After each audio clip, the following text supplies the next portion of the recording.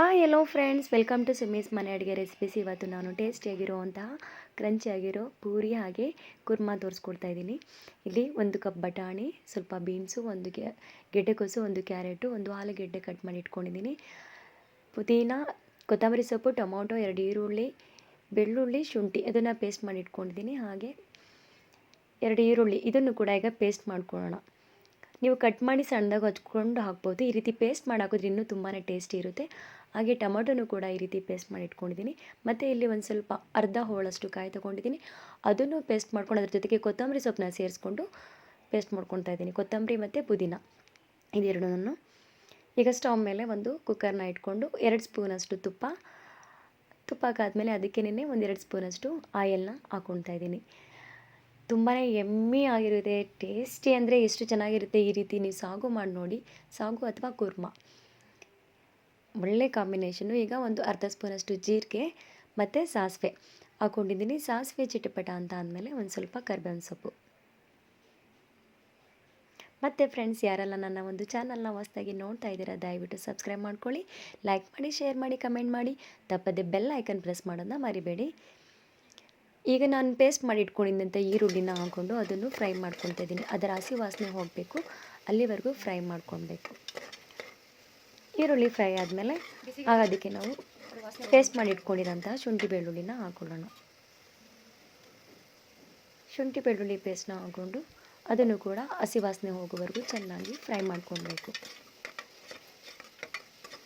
ಶುಂಠಿ ಬೆಳ್ಳುಳ್ಳಿ ಫ್ರೈ ಆದಮೇಲೆ ಈಗ ರುಬ್ಬಿಟ್ಕೊಂಡಿದ್ದಂಥ ಟೊಮೊಟೊ ರಸನೂ ಕೂಡ ಸೇರಿಸ್ಕೊಳ್ಳೋಣ.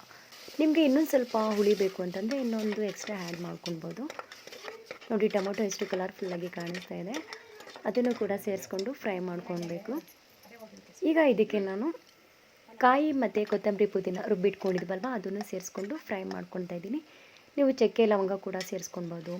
ಹಾಗೆ ಗೋಡಂಬಿ ಮತ್ತು ಗಸಗಸೆ ಅದನ್ನು ಕೂಡ ನೀರಿನಲ್ಲಿ ನೆನೆಸ್ಬಿಟ್ಟು ಒಂದು 10 to 15 ಮಿನಿಟ್ಸು ಅದನ್ನು ರುಬ್ಬಿ ಹಾಕ್ಕೊಳ್ಬೋದು. ಟೇಸ್ಟು ಚೆನ್ನಾಗಿ ಬರುತ್ತೆ. ಬಟ್ ನಾನು ಅದನ್ನು ಇಲ್ಲಿ ಯೂಸ್ ಮಾಡಿಲ್ಲ. ಈಗೂ ತುಂಬಾ ಚೆನ್ನಾಗಿರುತ್ತೆ. ಈಗ ಆಲ್ಮೋಸ್ಟು ಹಾಕ್ಕೊಂಡಿದ್ದಂಥ ಮಸಾಲೆ ಎಲ್ಲ ಚೆನ್ನಾಗಿ ಫ್ರೈ ಆಗಿದೆ. ಈಗ ಇದಕ್ಕೆ ನಾವು ಸ್ವಲ್ಪ ನೀರು ಜಾರ್ನಲ್ಲಿ ಉಳ್ಕೊಂಡಿತ್ತಲ್ವ ಆ ನೀರನ್ನು ಕೂಡ ಸೇರಿಸ್ಕೊಂಡೆ. ನೋಡಿ, ಎಣ್ಣೆ ಎಲ್ಲ ಬಿಟ್ಕೊಂಡು ಎಷ್ಟು ಚೆನ್ನಾಗಿ ಕುದಿ ಹತ್ತಿದೆ. ಈಗ ಇದಕ್ಕೆ ಬಟಾಣಿ, ಕ್ಯಾರೆಟು, ಬೀನ್ಸು, ಗೆಡ್ಡೆಕೋಸು ಹಾಗೆ ಆಲೂಗೆಡ್ಡೆ ಇಷ್ಟು ತರಕಾರಿನೂ ಹಾಕ್ಕೊಂಡು ಚೆನ್ನಾಗಿ ಮಿಕ್ಸ್ ಮಾಡ್ಕೊತಾ ಇದ್ದೀನಿ. ನೀವು ಇದಕ್ಕೆ ಎಲೆಕೋಸು ಕೂಡ ಯೂಸ್ ಮಾಡ್ಕೊಳ್ಬೋದು, ಅದನ್ನು ತುಂಬಾ ಟೇಸ್ಟಿಯಾಗಿರುತ್ತೆ.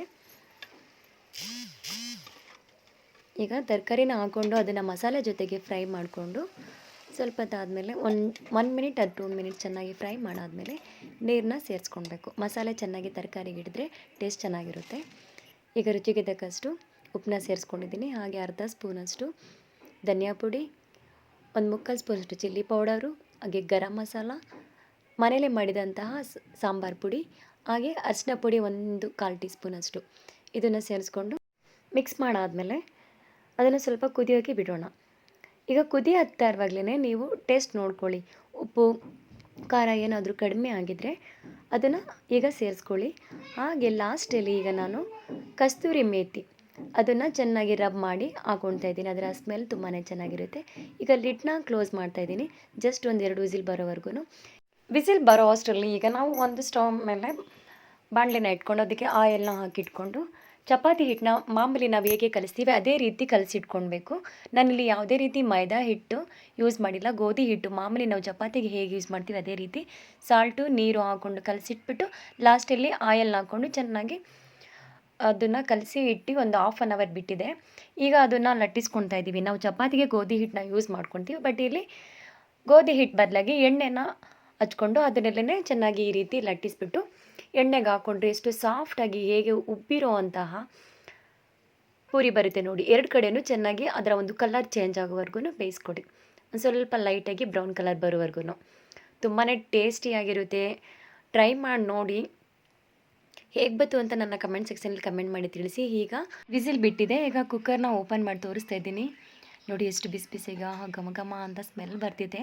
ಪೂರಿ ಮತ್ತು ಕುರ್ಮಾ ಒಳ್ಳೆ ಕಾಂಬಿನೇಷನ್ನು. ಟ್ರೈ ಮಾಡಿ.